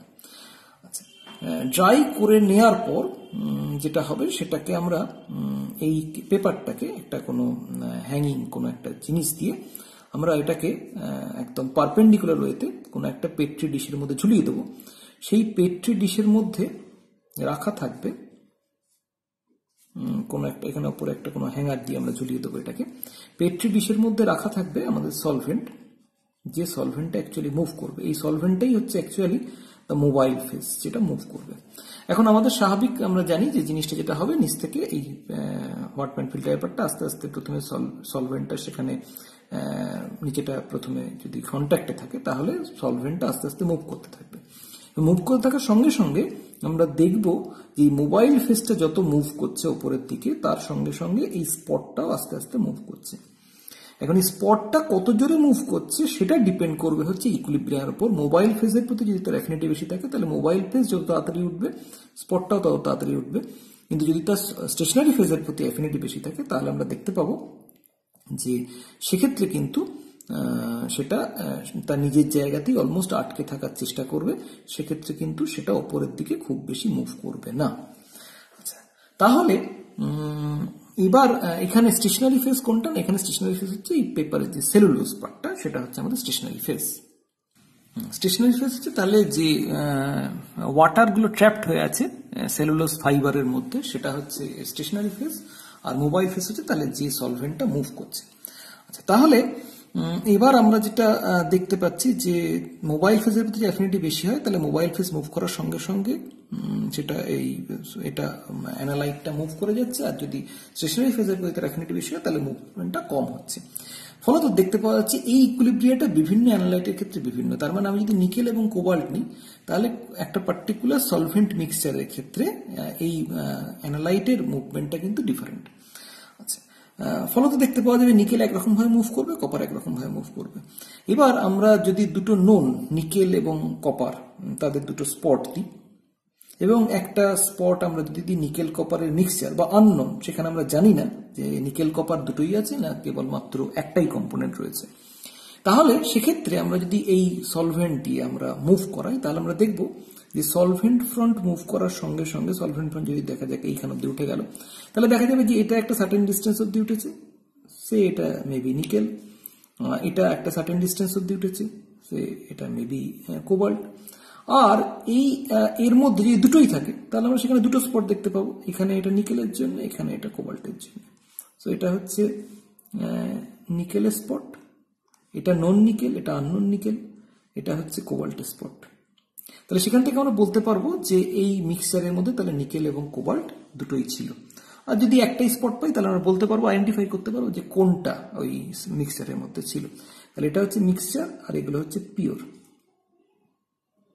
কম্পাউন্ড। সো এইভাবে আমরা জিনিসটা করে থাকি। আচ্ছা, এখন এখানে কতগুলো জিনিস বলা, সেটা হচ্ছে যে এই মোবাইল ফেজের প্রতি অ্যাফিনিটি বা মোবাইল ফেজের সঙ্গে সঙ্গে মুভমেন্টের যে এবিলিটি, সেটা সব সলভেন্টের ক্ষেত্রে একই রকম হবে না, এটা ডিপেন্ড করবে সলভেন্ট পোলারিটির উপর। যেহেতু এখানে আমরা একটা আয়ন নিচ্ছি, ফলত সেখানে পোলার সলভেন্টে তার মুভমেন্টটা বেটার হবে। যদি আমরা কোনো একটা মলিকুলার কম্পাউন্ড নিই তাহলে সেক্ষেত্রে নন পোলার সলভেন্ট দিলে তার মুভমেন্টটা বেশি হবে। এখন পোলার সলভেন্টের ক্ষেত্রেও আমাদের নিকেল এবং কোবাল্ট এই দুটো যদি প্রায় সেম ডিস্টেন্স মুভ করে এমন যদি আমরা নিই তাহলে সেক্ষেত্রে কোনটার জন্য কোনটা স্পট মুভ করলো সেটা বোঝা যাবে না, বা এইখানে দুটো স্পট ওভারল্যাপ করে যাবে, দুটো যদি প্রায় সেম ডিস্টেন্স মুভ করে। সেখানে আমাদের এমন সলভেন্ট চুজ করতে হবে যাতে এদের মধ্যে ডিস্টেন্সটা বেশি হয়, এদের সেপারেশনটা যাতে বেশি হয়। আচ্ছা, এখানে আমাদের একটা প্যারামিটার আছে, প্যারামিটারটা হচ্ছে আমরা বলি এটাকে রিটার্ডেশন ফ্যাক্টর বা RF.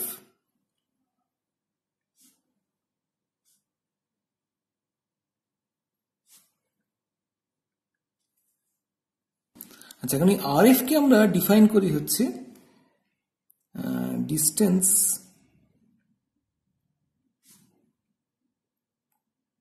traveled by a component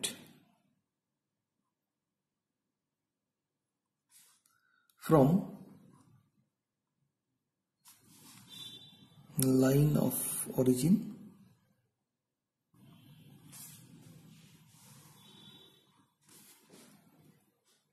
by distance traveled by the mobile face from the line of origin. আচ্ছা, এখন লাইন অফ অরিজিন বলতে কি? লাইন অফ অরিজিন বলতে আমরা এই যে লাইনটা প্রথমে এঁকেছিলাম যার উপর আমরা 3টে স্পট দিয়েছি, সো এখান থেকে আমরা ধরে নিচ্ছি যে স্টার্ট করছি আমরা, আর এটা হচ্ছে ফাইনাল যে line of the mobile face travel করেছে। তাহলে এই ডিস্টেন্সটা যদি এক্স হয় আর কোনো একটা পার্টিকুলার মেটাল আয়ন যে ডিস্টেন্স ট্রাভেল করেছে from the line of origin সেটা যদি ওয়াই হয়, তাহলে আর এফ হচ্ছে ওয়াই বাই এক্স। ওয়াইটা নিকেলের ক্ষেত্রে একরকম, নিকেলটা কোবাল্টের ক্ষেত্রে একরকম। এবার দুটো স্পট অনেকটা ডিফারেন্সে থাকবে যখন দুটোর মধ্যে আর এফ ভ্যালু ডিফারেন্ট হবে। মানে আর এফ ভ্যালু কন্টেনারে নিচ্ছি, সেই কন্টেনারের সাইজ, সেই কন্টেনারের শেপ এবং যে সলভেন্টে আমরা ডিপ করেছি সেই সলভেন্টের পোলারিটির উপর। সো সলভেন্টটা আমাদের এমনভাবে চুজ করতে হবে যে কম্পোনেন্টগুলোকে আমরা সেপারেট করতে চাইছি সেই কম্পোনেন্টগুলো যাতে আর এফ ভ্যালুর মধ্যে সেপারেশনটা বা ডিফারেন্সটা বেশি হয়, তবেই আমরা দুটো পয়েন্টকে ডিস্টিংগুইশ করতে পারবো। যা না হলে যদি মিক্সচার অফ কম্পোনেন্ট আমরা নিই তাহলে সেক্ষেত্রে দেখবো যে দুটো স্পট প্রায় একটার সঙ্গে ওভারল্যাপ করে যাচ্ছে, ফলে তোমরা বুঝতে পারবো না যে কোনটা আছে বা কোনটা নেই। সো তাহলে আমাদের সলভেন্ট মিক্সচারটা এমনভাবে চুজ করতে হবে, তার পোলারিটি এমনভাবে সেট করতে হবে যাতে দুটো অ্যানালাইটের মধ্যে আর এফ ভ্যালুর ডিফারেন্সটা বেশি হয়, যাতে তারা ওয়াইডলি সেপারেটেড স্পট তৈরি করে। আর কি খেয়াল রাখতে হবে? আর খেয়াল রাখতে হবে যে এই যে পেপারটাকে সেটাকে যেন আমরা একদম পারপেন্ডিকুলারলি এই সলভেন্টের মধ্যে ডিপ করি, কারণ যদি বেঁকে থাকে তাহলে সেক্ষেত্রে এদিকে সলভেন্টটা যতখানি মুভ করবে এদিকে ডিস্টেন্সটা ডিফারেন্স হয়ে যাবে, ফলত সেক্ষেত্রে আমরা আর এফ ভ্যালুগুলো কম্পেয়ার করতে পারবো না। 3 নম্বর যেটা আমাদের খেয়াল রাখতে হবে যে আমরা যে অ্যানালাইটগুলো যেখানে আমরা স্পটগুলো দিচ্ছি, মানে লাইন অফ অরিজিন এটা হচ্ছে লাইন অফ অরিজিন, সেটা যেন কোনোভাবেই সলভেন্টের মধ্যে ডিপ না করে যায়, এর মধ্যে যেন ডিপ না করে যায়। ডিপ করে গেলে যেটা হবে এখান থেকে আস্তে আস্তে সলভেন্টের মধ্যে এই অ্যানালাইটগুলো চলে আসতে থাকবে, তো সেটা হলে আমরা সাকসেসফুলি জিনিসটা করতে পারবো না। চতুর্থ যে পয়েন্টটা আমাদের খেয়াল রাখতে হবে যে পয়েন্টটা আমরা এখানে দিচ্ছি, যে স্পটটা আমরা দিচ্ছি সেই স্পটটা যেন খুব ছোট হয়। ছোট না হলে কি সমস্যা, যদি খুব বড় স্পট হয় তাহলে যেটা সমস্যা হবে যে ওপরের অংশটা, এই স্পট একটা যদি বড় স্পট হয় তাহলে বড় স্পটের ওপরের অংশের অ্যানালাইটটা যখন মুভ করতে শুরু করলো নিচের অংশটা কিন্তু তার অনেক আগেই মুভ করতে শুরু করেছে, ফলত একটা স্প্রেড করে একটা স্পট আমাদের দেখতে পাবো। সেই জন্য আমাদের চেষ্টা করতে হবে যত ছোট স্পট আমাদের হয় তত ভালো আমাদের জিনিসটা বোঝা যাবে পেপার ক্রোমাটোগ্রাফিতে। এখন সেই জন্য আমরা যেটা করি যে যখন এই স্পটটা দিই তখন আমরা জেনারেলি একটা সেই জন্য আমরা যেটা করি যখন এই স্পটটা দিই তখন আমরা একটা ক্যাপিলারি নিই, সেই ক্যাপিলারির মাধ্যমে আমরা ওই স্পটটা আমরা ক্রিয়েট করি।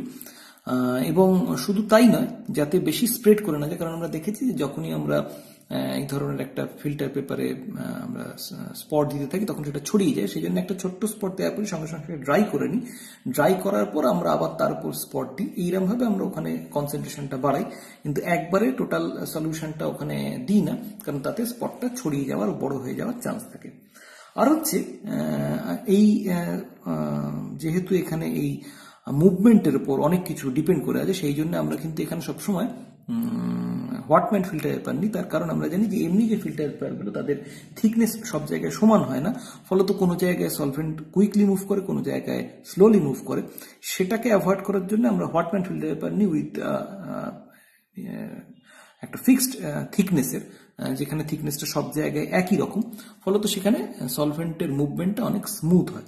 সো তার ফলে আমরা যেটা করি সেটা হচ্ছে একটা লাইন অফ অরিজিন প্রথমে আমরা একটা ড্র করে নিই, তার উপর আমরা নোন কম্পোনেন্টগুলো আগে স্পট দিই, তার সঙ্গে একটা আননোন মিক্সচার অথবা আননোন পিওর কম্পাউন্ড, সেটা আমরা জানি না, আননোন সলিউশন, সেটা নিয়ে আমরা স্পট দিই, দিয়ে আমরা এটাকে একটা নির্দিষ্ট স্পেসিফিক পোলারিটি সলভেন্টের মধ্যে পারপেন্ডিকুলারলি ডিপ করে এটাকে রান করাই।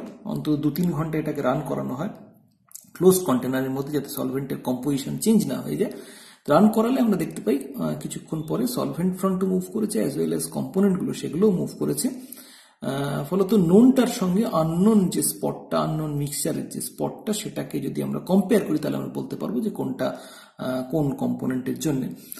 সো এখানে একটা মেজর কাজ হচ্ছে যে সলভেন্ট মিক্সচারটাকে ঠিকঠাকভাবে চুজ করা, যে কোন সলভেন্ট মিক্সচার নিয়ে আমরা শুরু করব, এবং সলভেন্ট মিক্সচারটা এমনভাবে চুজ করতে যাতে সেই করসপন্ডিং সলভেন্টে আমাদের যে অ্যানালাইটগুলো তাদের আরএফ ভ্যালুর মধ্যে ডিফারেন্সটা যেন বেশি হয়, তাহলে আমরা সেক্ষেত্রে সেপারেশনটা ভালো হবে।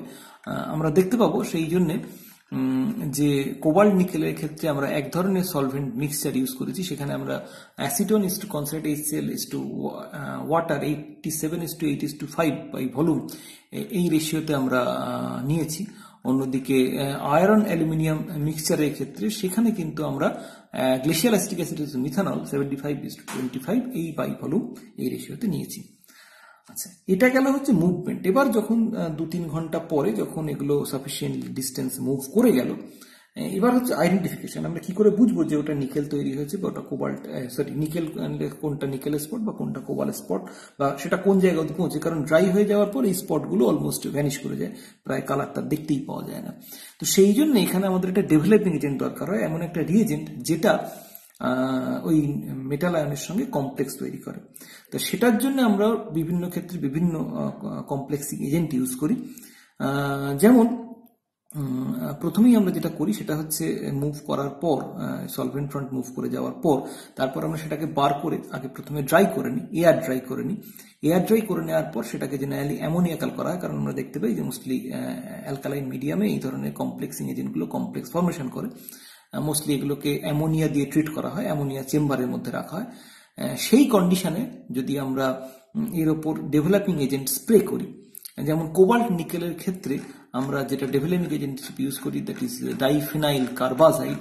ডাইফিনাইল কার্বাজাইডের এগেনস্টে নিকেল এবং কোবাল্ট ডিফারেন্ট কালার দেয়। নিকেল দেয় একটা ব্লু পার্পল ব্যান্ড, সেখানে কোবাল্ট দেয় একটা অরেঞ্জ ব্রাউন ব্যান্ড। ফলে সেখান থেকে আমরা বুঝতে পারি কোনটা নিকেল স্পট এবং কোনটা কোবাল্ট স্পট, এবং আননোন যে সলিউশন সেখানেও কোনটা স্পট জেনারেট করেছে সেটা আমরা বুঝতে পারি। আর অন্যদিকে অ্যালুমিনিয়াম এবং আয়রনের ক্ষেত্রে সেখানে আমরা যেটা করি সেটা হচ্ছে একটা অ্যালিজারিন আমরা দিয়ে স্প্রে করি, অ্যামোনিয়া দিয়ে ট্রিট, অ্যামোনিয়া চেম্বারে রাখার পর সেক্ষেত্রে আমরা দেখতে পাই যে অ্যালিজারিন দিয়ে স্প্রে করলে অ্যালুমিনিয়াম অ্যালিজারিনের জন্য রেড ব্যান্ড দেয়, অন্যদিকে আয়রন একটা পার্পল ব্যান্ড দেয়। তো সেই কালারটা দেখে আমরা কিন্তু কোনটা আয়রনের জন্য স্পট, কোনটা অ্যালুমিনিয়ামের জন্য স্পট, সেটা কিন্তু আমরা ডিটারমাইন করতে পারি। তো সেখান থেকে আমরা আরএফ ভ্যালুগুলো আমরা ক্যালকুলেট করতে পারি। তো এইটা হচ্ছে মোরলেস আমাদের যে ক্রোমাটোগ্রাফিক সেপারেশন, সেটা কিন্তু মেজর যে ডিফারেন্স এখানে কিন্তু, যেহেতু আমরা একটা পেপারের মধ্যে করছি, এখান থেকে কিন্তু কোয়ান্টিটেটিভলি কতটা অ্যামাউন্টে আমাদের মেটাল আয়ন রয়েছে সেটা কিন্তু ডিটারমাইন করা সম্ভব না। এটা একটা কোয়ালিটেটিভ মেজার, যে কোন কোন মেটাল আয়ন সেটাকে আমরা আইডেন্টিফাই করতে পারি। যদিও গ্রাহিমেট্রি এবং কমপ্লেক্সোমেট্রিক এস্টিমেশনের ক্ষেত্রে আমরা কিন্তু সেখানে কোয়ান্টিটেটিভ এস্টিমেশন করতে পারি, যে কতটা করে মেটাল আয়ন রয়েছে সেটা কিন্তু আমরা এস্টিমেট করতে পারি। সো এইভাবে ইউজিং ক্রোমাটোগ্রাফি আমরা কিন্তু একটা কোয়ালিটেটিভলি ডিটারমাইন করতে পারি যে কোন কোন মেটাল আয়ন একটা সলিউশনে প্রেজেন্ট রয়েছে by comparing with a standard solution. So এটা হচ্ছে আমাদের মোরলেস ক্রোমাটোগ্রাফি। আমাদের সিলেবাসে যে জিনিসগুলো রয়েছে, ক্রোমাটোগ্রাফিক সেপারেশন এবং তার সঙ্গে কমপ্লেক্সোমেট্রিক এস্টিমেশন এবং গ্রাহিমেট্রিক এস্টিমেশন। সো এটাই হচ্ছে আমাদের প্র্যাকটিক্যালের যে পোর্শনটুকুনি, তার ব্যাকগ্রাউন্ড থিওরিটা। সো এইটুকুনি আজকের মতো, এই প্র্যাকটিক্যালের ডিসকাশন এখানেই শেষ।